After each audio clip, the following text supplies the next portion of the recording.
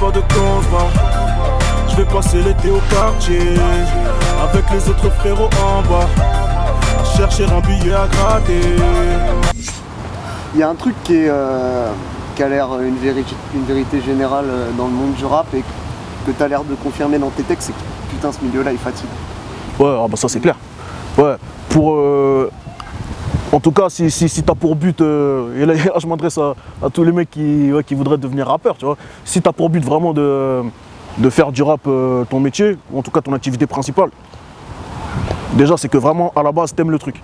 C'est que vraiment t'aimes le peura. Parce que sans ça, tu vas forcément vite décrocher. Tu vas tout de suite être dégoûté de plein de trucs qui vont te stopper. Et même juste être démotivé parce que de voir que ça peut prendre du temps des fois et tout. Et donc je pense que la passion du peura, c'est vraiment la base du truc. C'est la base du truc et c'est ça qui fait que ça te donne la force de faire ci, de faire ça, d'enchaîner tel ou tel projet et de pas lâcher malgré que ça se passe pas forcément comme tu veux. Voilà. Et après le reste, c'est comme on dit, il faut savoir mettre de l'intelligence dans ton talent. Tu vois ? C'est une phrase que Mac Taher il m'a sorti il n'y a pas longtemps, donc je l'ai retenue parce qu'elle est très intelligente cette phrase. Mettre de l'intelligence dans ton talent. Et après, je sais pas si les gens ils comprennent ce que ça veut dire, mais c'est que si tu veux, il y a ton talent brut, tu vois. En fait, c'est comme un diamant en fait. Il faut savoir l'exploiter. Et voilà, c'est ça. Tu vois, le diamant à la base, il est brut, tu vois, mais après le diamant, il faut le tailler pour qu'il soit vendable et tout, qu'il soit beau gosse et qu'il puisse plaire à une femme qui met ça sur ses, tu vois, voilà, ou à un mec qui met ça sur sa bague. Voilà, c'est le même délire. Il y a autre chose aussi, c'est un milieu compliqué avec des égos, pas mal d'hypocrisie, peut-être pas plus qu'ailleurs, mais c'est quand même un milieu où voilà, Ouais, non, mais comme tu as dit, en fait, pas plus qu'ailleurs. Mais étant donné que nous on est dans le rap, nous c'est l'hypocrisie du rap qu'on parle. Et en effet, il y a beaucoup de ça. Mais c'est vrai que c'est pas propre au milieu du rap. Je pense que c'est l'être humain d'une manière générale qui est comme ça. Et donc, dès qu'il y a de l'argent, en gros, dès qu'il y a de l'argent en jeu, des intérêts précis en jeu, ouais, t'as vu, l'être humain est capable de faire preuve de pas mal de fourberie, tu vois. T'en parlais tout à l'heure, le passage, l'après-autopsie. Visiblement, il y a des gens qui n'ont pas vraiment compris qu'il n'y ait pas eu essai à l'arrivée. T'as une phase, voilà, donc comment leur dire qu'il y a une vie après COP. Ouais. Et pourtant, il y en a plein des artistes qui ont collaboré, ils n'ont pas tous explosé derrière. Ouais, bien sûr. Ouais. Donc, c'est quoi? C'est le milieu du rap ou c'est où tu t'adresses plus, je sais pas moi, aux auditeurs? Parce que j'ai l'impression que c'est plus les acteurs du rap. Ouais, moi c'est les acteurs du rap parce que les auditeurs, tu vois, tu peux pas en vouloir à un mec qui est juste auditeur, qui écoute juste du rap, de pas comprendre qu'après un featuring avec Booba, t'es pas fait ci ou ça. Tu vois, lui, il regarde ça d'un œil naïf. Donc lui, à la limite, je lui en veux pas et je lui explique gentiment que écoute, c'est pas comme ça, tu vois, voilà, c'est plus compliqué que ça. Mais maintenant, les gens qui sont dans le peura, que ce soit les rappeurs, les producteurs, les DA ou les mecs de maison disque ou machin, eux, ils ont absolument pas le droit d'oser penser qu'un featuring avec quelqu'un, aussi gros soit-il, hein, c'est ça qui est censé t'imposer en tollé. C'est pas comme ça la vie, tu vois, non, ça te permet d'accéder à une exposition, tu vois, mais après, il y a quand même un travail à faire pour que les gens qui t'ont découvert, comment dire, arriver à motiver quelqu'un à se lever de chez lui, prendre son billet, aller à la Fnac, acheter ton CD, ou genre se connecter sur iTunes, et voilà, et dépenser 9,99 € dans ton truc. Tu sais, faut que le mec il soit motivé, frère. Tu vois, les gens, ils s'en rendent pas compte. Ils pensent que vendre, c'est facile, que tu vends, voilà, ça se vend comme des petits pains, comme ça, et que c'est pas comme ça du tout. Voilà, aujourd'hui, avec le net, la musique, elle est disponible gratuitement. Tu as vu, les gens, ils vont sur YouTube, ils écoutent des sons. Donc, pour vraiment, dans ce contexte-là, motiver quelqu'un, aller acheter ton bail, il faut se lever tôt, frère. Et donc, c'est pour ça que les mecs, lorsqu'ils voient des mecs comme des Lacrim, par exemple, qui vendent des 60 000 albums, des 70 000 albums, il faut vraiment respecter le truc. Et faut pas se dire que mais que c'est normal, que c'est la normalité et qu'en vrai ça c'est la base. Non, c'est pas la base du tout. Voilà, t'as vu, il y a des gens qui vendent beaucoup, tant mieux pour eux. Et c'est voilà, mais pour arriver à ce stade-là, c'est pas si simple que ça. Tu vois, Est-ce qu'il n'y a pas une part de jalousie et beaucoup de conneries aussi là-dedans? Parce que finalement, c'est un peu hâtif de faire des conclusions comme ça. Mais bien sûr, bien sûr. C'est pas comme si, en gros, c'était le mec qui avait le cachet. Ouais, voilà, et puis après que lui mettait le CD dans les bacs et qu'il disait, hop, achetez tous. Ouais, voilà, mais. T'as le tien. Bien sûr. et chacun sa carrière. C'est exactement ça, tu vois. Et donc c'est pour ça qu'encore une fois, je te dis, moi c'est aux gens du Peura que je reproche ça. Les médias, en gros, tous les gens qui ont pu, eux, voir ça comme ça. Vous êtes dans les coulisses du truc. Vous voyez comment ça se passe, vous savez comment c'est. Et vous savez très bien que c'est beaucoup plus compliqué que ça. Qu'il y a d'autres paramètres qui rentrent en compte, que c'est pas juste t'as posé avec un tel, donc normalement t'es. Ben non, frère, c'est pas comme ça que ça marche. Tu peux pas être dans le business et penser, en tout cas que dans la vie d'un artiste, on va dire, un featuring avec un mec est plus, on va dire, est plus important ou en tout cas est plus porteur que par exemple une signature en maison de disque. Tu vois ce que je veux dire? Voilà, c'est un featuring, c'est un featuring. Donc même s'il y a plein de gens qui te connaissent grâce à ça, bon bah ok, bah, mais après il y a un taf à faire. Et admettons que tu n'as pas les moyens de les faire par exemple, et ben ton featuring tu te le mets dans le cul, frère. Tu vois, Parce qu'aujourd'hui on a l'impression, au niveau en tout cas des gens qui sont extérieurs au rap, ils se disent bon bah il a fait le feat avec lui, il a récupéré son public. Ce qui est faux. Ouais mais pas du tout, c'est pas du tout comme ça que ça marche. Non, c'est le feat, il te fait connaître à son public. Maintenant de là à le récupérer c'est autre chose. Tu vois, le récupérer, faire en sorte que fidéliser son public et l'amener dans tes rangs, c'est tout un autre travail. Mais dans ce cas-là, avec tous les feats qu'il y a dans le rap français, tout le monde sera en haut. Exactement, tu vois, exactement. Et voilà, et même parmi tous les mecs avec qui il a fité, c'est pas tout le monde qui a pété le score, loin de là, tu vois. Et j'ai envie de te dire, même le seul qui a pu péter le score après, qui a transformé les sets, c'est vraiment de manière immédiate et bien visible et tout, c'est Caris. Tu vois ce que je veux dire? Et on a bien vu comment ça s'est passé, on a vu pourquoi ça s'est passé. Voilà, tu vois, Caris il était chez Thérapie, tu vois, il était encadré de manière à pouvoir rebondir direct. Ouais, le feat c'était quelque chose, mais après, exactement, t'as tout compris. Je tourne dans la street comme les mecs de la queue pas. C'est pour le daron que mon cœur bat. J'ai l'avenir des miens dans les bras. C'est ça où je termine dans les draps. On va parler de ton projet. Donc je répète, 31 juillet. Ouais, 31 juillet. D'autant plus qu'il n'y a pas de précommande. Ouais, pas de précommande. Ouais. C'est quoi? C'est une couille avec la distrib ou c'est un choix? En fait, il y a une couille qui faisait que ça retardait la précommande. Et donc tu t'es dit c'est ouais, on s'est dit, tu sais quoi, bon, on l'aurait pas eu 4 jours, on aurait plus que ça, mais vas-y, on s'est dit, tu sais quoi, en vrai, nique sa mère, vas-y, on sort le projet, le 31, ceux qui veulent le péter, ils iront le péter, tout simplement. Ouais, et puis les gens sont prévenus, t'as bien communiqué. Ouais, voilà, j'ai prévenu les gens qu'il n'y aura pas de précommande, tout se passe le 31, donc soyez au rendez-vous le 31. Voilà. C'est le 3e volet, je sais plus, le 2 c'était il y a 2 ans? Non, c'était il y a 2 ans, c'était il y a 2 ans. En même temps que Karma? Ou un peu après? Non, c'était avant Karma. C'était avant Karma? Ouais, c'était avant Karma. La décision de le sortir, c'était prévu? Parce que là, on a l'impression en gros qu'il y avait Perestroïka et qu'on allait embrayer directement avec Yuri. Est-ce que ce projet non, parce que lorsque j'ai... Quand j'ai annoncé Perestroïka, ou en tout cas qu'on allait sortir Perestroïka, j'avais déjà annoncé qu'il y aurait Perestroïka pour l'été, Summer Crack, et après Yuri. Tu vois, donc c'était prévu. Ce format de projet te permet de faire des tentatives. Ouais, de fou. Là, ouais, bien sûr. Tu t'amuses, c'est des trucs que tu pourrais pas forcément mettre dans un album. Ouais, voilà, tu vois. Ça élargit ton panel. Et puis, en fait, voilà, si tu veux, le projet, c'est un bon prétexte. Le truc, il s'y prête à ce que justement je fasse des trucs, à ce que je tente des trucs un peu plus estivaux. Tu vois, et donc là c'est ce que j'ai pu faire sur ce projet-là notamment. On a vraiment tenté, en tout cas sur 3-4 morceaux, d'apporter une couleur vraiment été pour de vrai, tu vois, vraiment rentrer dans le délire summer, tu vois. À commencer par été au TX. Ouais, été au TX, voilà. Tu l'as tourné chez toi le clip? Non, à Argenteuil. Argenteuil? Ouais, c'est dans le quartier de mes cousins comme... parce qu'on a l'impression que t'es chez Watt. Ouais, non, mais pas parce que je connais beaucoup de monde là-bas, tu vois. Depuis que je suis gamin, j'y vais, tu vois, je vais voir mes cousins là-bas. Donc je connais toute la clique là-bas de la ZUP et tout. D'ailleurs, gros big up à eux. Et donc c'est là-bas qu'on a tourné le bail au calme. Cet été, pour toi, c'est quoi le programme au final? Bah cet été, en vrai, promo, checks, studio, promo, voilà. Justement, ce créneau été, tu l'as poussé, comme tu as dit, dans d'autres morceaux. Il y a notamment Magasco, qui est sur Oublié, c'est ça? Ouais. Ça prouve, c'est un chanteur camerounais? Ouais, c'est un chanteur camerounais, un mec du Cameroun anglophone. Il n'y a pas besoin d'aller chercher les quinries pour avoir un bon refrain. Ouais, bien sûr. Ouais, non, mais totalement pas. Mais chez nous, c'est une mine d'or à ce niveau-là, tu vois. En ce moment, il y a les Nigérians, tu vois, qui baissent tout, enfin, en tout cas dans la musique africaine, pour ceux qui connaissent. Il y a les Nigérians, les Ghanéens qui baissent tout. Et Magasco, c'est un mec qui s'inscrit dans ce créneau-là. Parce qu'en fait, c'est un mec du Cameroun anglophone. Tu vois, il y a deux Camerouns, tu as vu, il y a le Cameroun francophone et anglophone. Et donc lui, c'est un mec du Cameroun anglophone.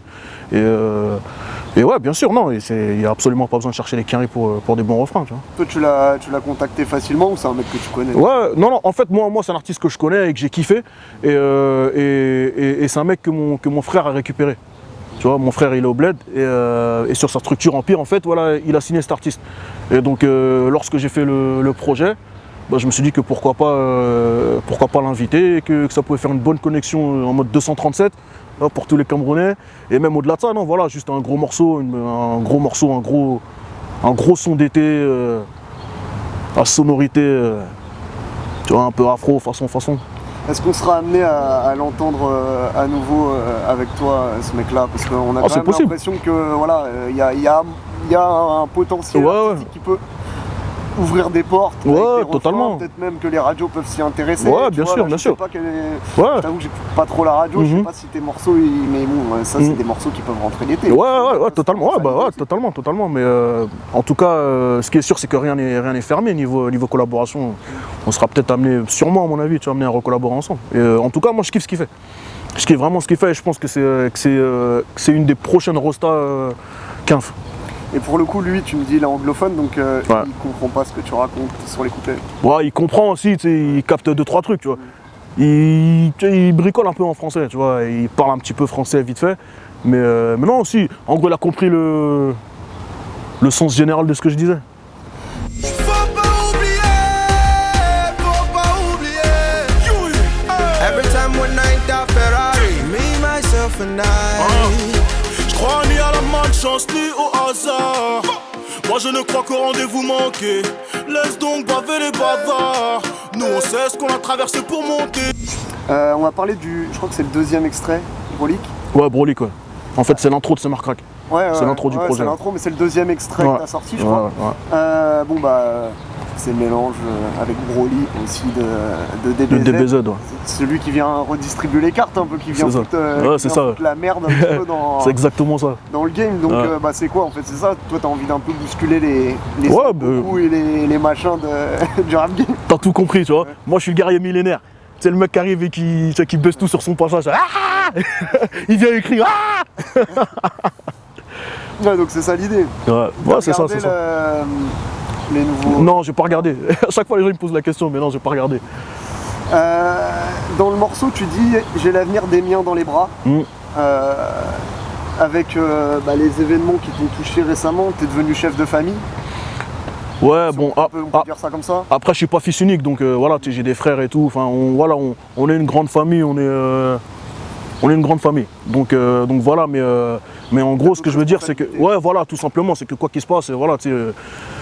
Je suis un grand garçon, donc il y a des gens qui comptent sur moi aujourd'hui, tu vois, dans ma famille et tout, et voilà, donc j'ai des choses à concrétiser pour pouvoir m'occuper de ma famille comme il le faut, tu vois, tout simplement. Mais voilà, c'est un taf d'homme d'une manière générale. Ouais, c'est pas. C'est rien à voir. Côté plus léger, t'as sorti une phase sur le boule des meufs, mais je sais plus exactement ce que c'est. Ouais, je te baiserai pas si t'as le cul plat. Ouais. Est-ce que t'es conscient de l'impact que ça a, ça? Ah ouais? Non, bah je sais pas. C'est Booba qui disait si t'as pas de boule, t'as walou. T'as vu ce qu'elle mange maintenant? Il y a eu un changement. Bah écoute, tant mieux, tu vois. Tant mieux justement, tant mieux si. Tant mieux. Tu participes à l'évolution voilà, à l'évolution des mœurs. Tu vois, c'est fini le canon de beauté skinny, zéro forme et tout. Non, voilà, tu vois. Ouais, les meufs taille mannequin, elles peuvent être pas taille mannequin, elles peuvent être rassurées. Ouais, voilà.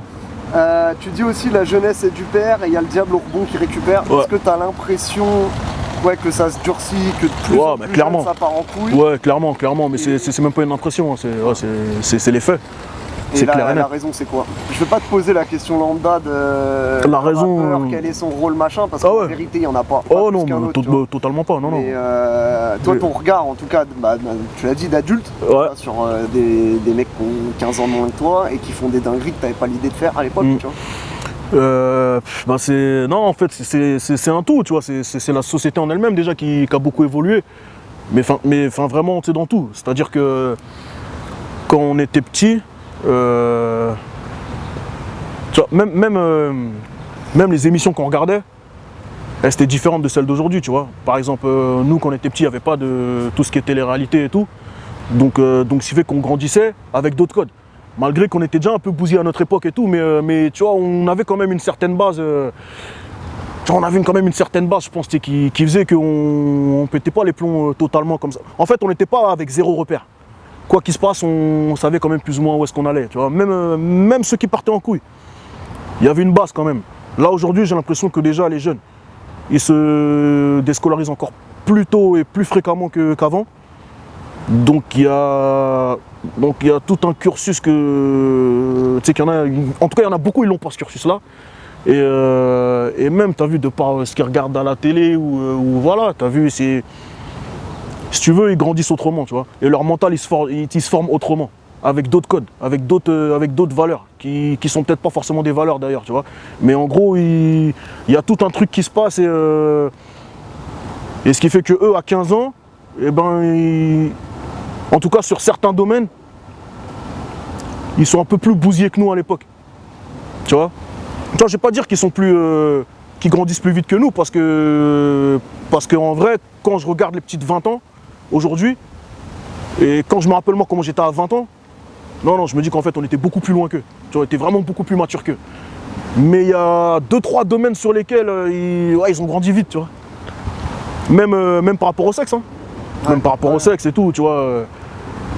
Déjà le fait, un truc tout bête, c'est vraiment bête, hein, un truc tout con, le fait qu'il y ait Internet et que donc du coup il y ait accès facilement à des sites de cul et tout.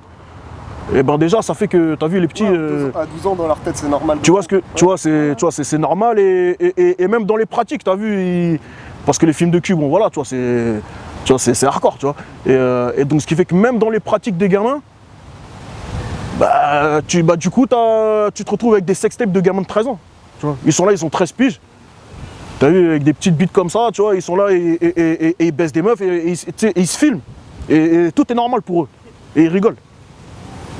Alors que nous, on n'aura pas pu faire ça, tu vois. Je vais pas faire l'ancien, on ne va pas avoir beaucoup d'années d'écart, mais moi j'ai le sentiment qu'entre, je sais pas, il y a 10-15 ans et maintenant, tu parlais de code, moi je vais parler plus de modèles. Et c'est là où peut-être un tout petit peu les rappeurs ont un choix à faire.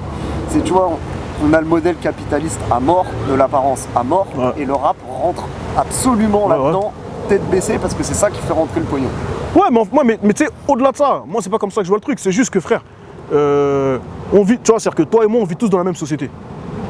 Une société capitaliste à mort. Tu vois, on voit les mêmes programmes à la télé, on voit les mêmes pubs.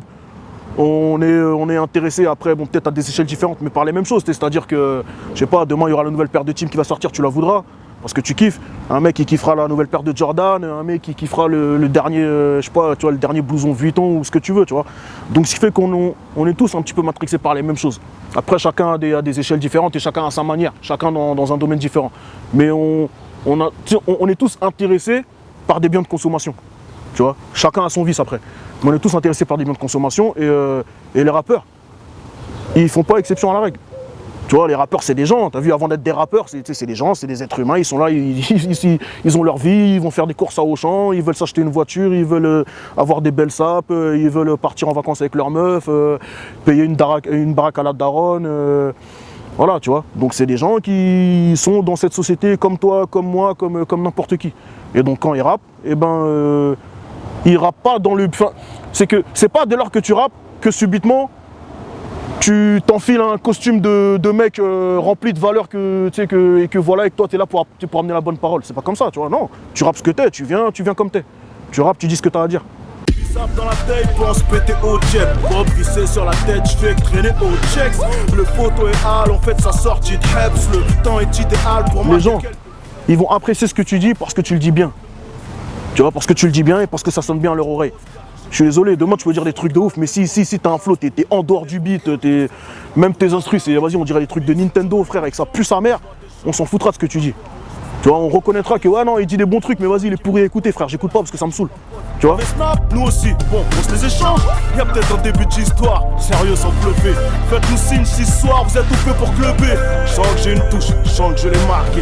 Tu vois, c'est ça le charme des mecs de quartier. Cette année, pas de contrat. Je vais passer l'été au quartier avec les autres frérots en bas.